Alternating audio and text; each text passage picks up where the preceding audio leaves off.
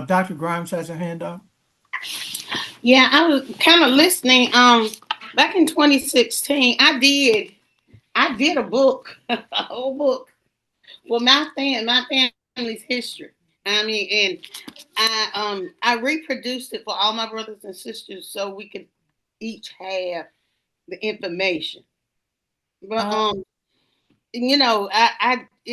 I didn't do it in book form. I just did it. It was something I wanted to do. As I kind of dug into what was going on, what was happening, different stories, pictures, all of that. So I did do that, but I think maybe now it may be time to turn this into a book because it's pretty much already absolutely. done. Absolutely. It's just done in this form. And one thing Mr. Hall was saying, and it's the truth, that people don't see stories in the same kind of way. And I do think that what you're saying too, Dr. Foster, is correct. It's the lens that you look at it through.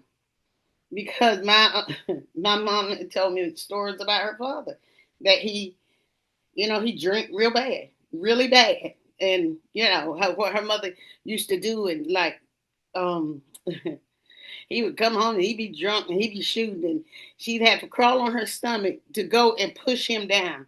To some people, that may sound like a bad story. Not really a bad story to me. I mean, when I found pictures of my mama's daddy, he was a fine man. So I came from good stock and talked about how funny he was. I mean, he even killed a man. Who among us is all crap?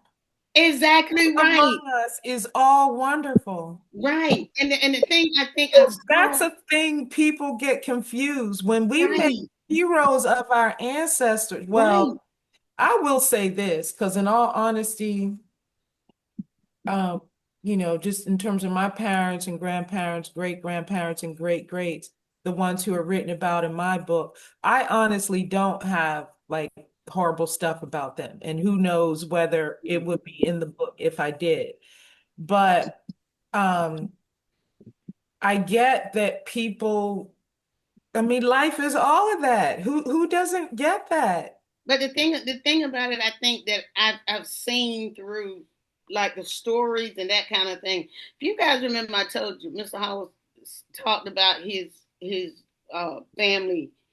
You can't take responsibility for what you're not responsible for, and everybody has something in their family.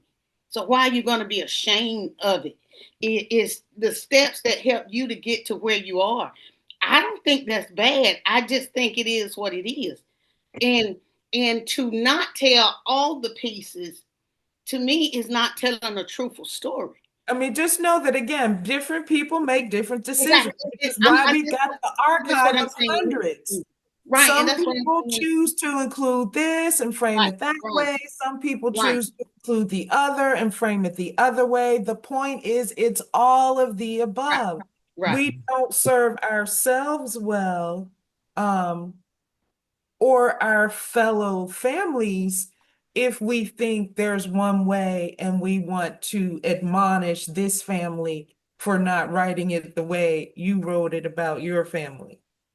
Uh, That's um, the whole point. Look at the variety, see that people make independent choices, and yet when they come together as a genre, you can see those through threads. Brother Hey, Brother I MJ has his agree with hand up. everything. yeah, I mean, I love where you're going with this, but I don't have a pretty picture I don't have a pretty story of my family. Of course, my generations of my family have been, murdered and framed. There's been a lot of things that happened in the past with my family, and we don't have pretty stories to tell. It's all an attitude and Yeah, framing. it's Yeah, a you'll will see when you attitude. read these books, you think there aren't murders in these books. You think Yeah, No, there are people there's more lynched in of these that than there's books, more happy endings with my Well, family. lynched, the thing murdered, is, you might other be. kinds of ugly in these books. But I feel you. Many people are like that, which is why their family doesn't have one. They don't have this positive ancestral self-identity I'm talking about, and which is I think precisely why we're doing this. I want everyone to think. So, building on that, first of all, we've got this thing that makes people think they're first generation college. They don't know great great uncle so and so went to some of these 150 schools that are now closed. And they won't know if we don't tell those stories. Right. And yeah, the fact that you have ugly, if you think that's the end of your story and that there isn't beauty All also, my story I say just is read terrible. some books I'm from South and you Carolina. see how people frame. Right, right. That, again, that's an attitude and it's a, but some people might read a bunch of the books from South Carolina and other states and see, wow, somebody got lynched and this wonderful thing happened. Wow, this happened. They couldn't vote and this other thing happened. The next day they could. But yeah, if your perspective is that you don't have beauty, then you wouldn't be the one who writes this book. There might be somebody in your family who has that sense and is working on it and might write something that's beneficial. But yeah, I do hope so because I know that we're not necessarily going to be as benefited by other families' books. I really do hope that each of us can resonate with a book from our own family. Um, you get something out of just reading and discussing and reveling in all of them and other families, but you don't get that highest, that positive ancestral self-identity because we're talking ancestral, not cultural, not somebody else's ancestor. I will share this story with you. Um, it's kind of funny. I don't remember the specifics, but there was something that Al Sharpton was saying some years ago, and he was comparing the political Bush dynasty. So he may even have mentioned like Preston Bush's dad, and then he said something about Preston, and then Bush 41, Bush 43, etc. And then when he was telling the part of the story that was supposed to be parallel, he didn't speak of his father, his grandfather, his great grandfather. He started talking about Fannie Lou Hamer, all these political figures. It's like, I feel you, that's important too. But there's a difference. To think that that's parallel is a misconception. That's all I'll say. And I just remember it striking me. And it does, it strikes me. If you can't name your people when you're speaking of people who walk with God or people who are wonderful influences on you, people who have shaped who you are in your world, then right, you just don't know enough about them yet. So that gets back to DYKEA. Do you know your enslaved ancestor? And let's be able to answer those questions and have fun with it, play games, Who in the family was allergic to oysters and crabs?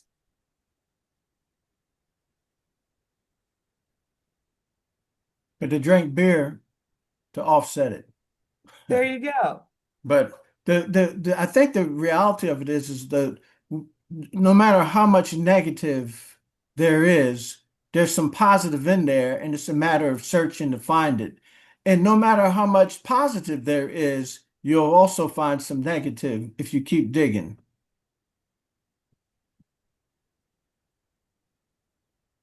And I know it's 9 o'clock, and so we are going to bring this to an end. Dr. Foster, did you want to make any closing statement? Thank you all so much for participating in this conversation. And I invite you to, as the thoughts occur, share them. We'll have more of these discussions. And yeah, I look forward to maybe even multiple things we talk about here will find its way of having little clips that relate to these books, because these are indeed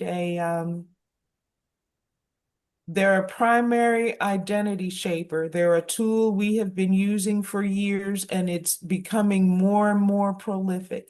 So it would serve us well to know these books and use them for our benefit. Thank you so much. Yeah. It's been a pleasure uh, hearing your presentation and having this discussion. As we close out, because it's 9 o'clock, Does anyone want to make any closing statements? Very good presentation. Thank you.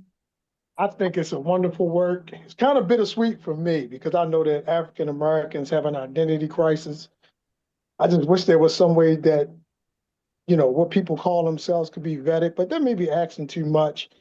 But I mean, I still think it's a great work, and people have to, uh, you know, they got to learn their history however they get it, I guess. But keep up the good work, nonetheless. And keep contributing. That's what it's about. And this is Edward Jones, and I got on quite late tonight. I explained to Brother Ozie that I had a meeting.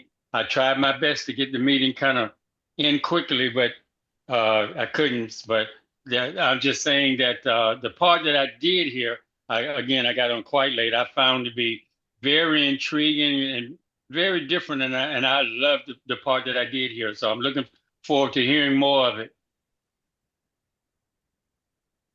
Sounds good. Anyone else have any closing remarks?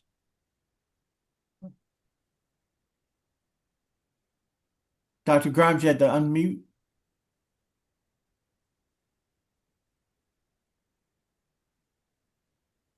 Still not unmuted? There you go. Okay. Thank you for your presentation. It kind of made me pull the book back out. And I just recently did something with the students for Alex Haley, like right before Thanksgiving. And, I did some other stuff. And then when you were talking and I saw this, it made me pull the book back out. And I did this in 2016. So I think I'm going to move forward and actually publish it. Publish it because like you, I believe we are who we are, not just the good, but the bad, the indifferent. All of that makes us who we are.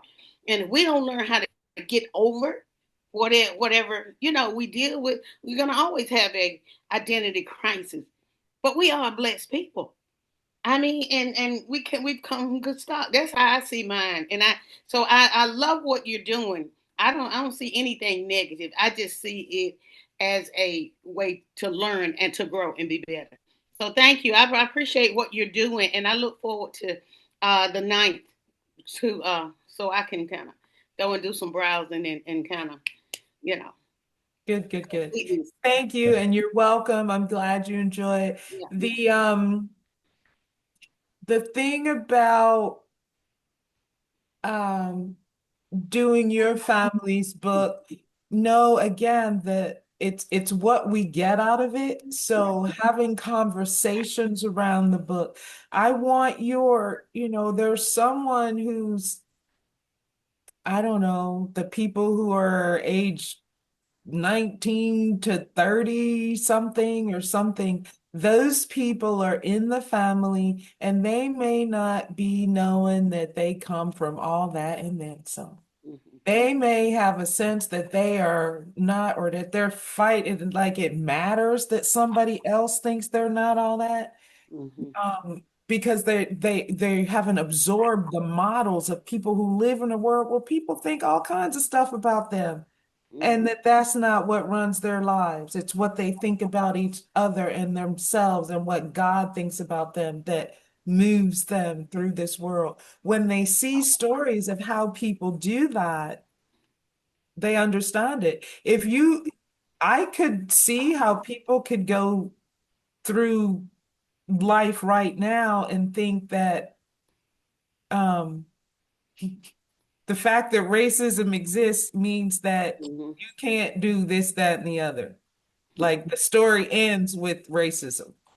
Until you read the stories of, gee, here's how people worked around that. Here's how people worked with that. Mm-hmm. Like when my father was the manager of a bank that got held up, and the man held the gun in the white man's head because it never crossed his mind that the black man was the manager. How about how you work with it, through it, around it? All of those stories are in our books. And they're all of us. And that's what Yeah. So people seeing those stories of how you walk with God, how you walk around racism, how you do God despite racism. Maybe that's a book title or just, a discussion or something. But yeah, that's what I see in these books. And that's what I know you, Dr. Grimes, and others will share with our extended families because we choose to tell our specific stories. We're not trying to tell world history in our family story. There are other books that do that. This story about our people is not a story about all the S that white people have done since the beginning of time. Those books are there. So get your fill on all that in another book. Don't come to these books looking for that. Because the authors of these books